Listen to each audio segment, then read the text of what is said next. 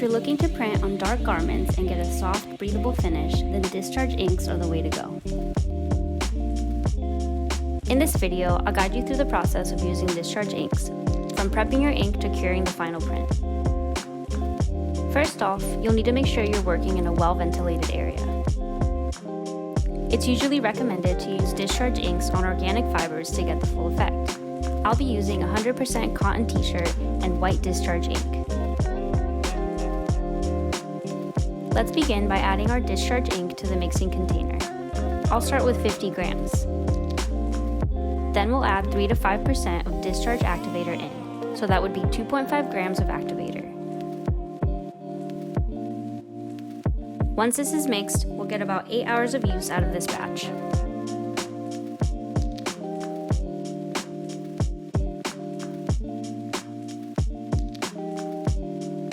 Flood your screen like you would with water-based inks, and then print like usual. The print might look faded at first, but the colors will be more vibrant after properly curing it. Just make sure to follow the recommended curing time and temperature, and that's it.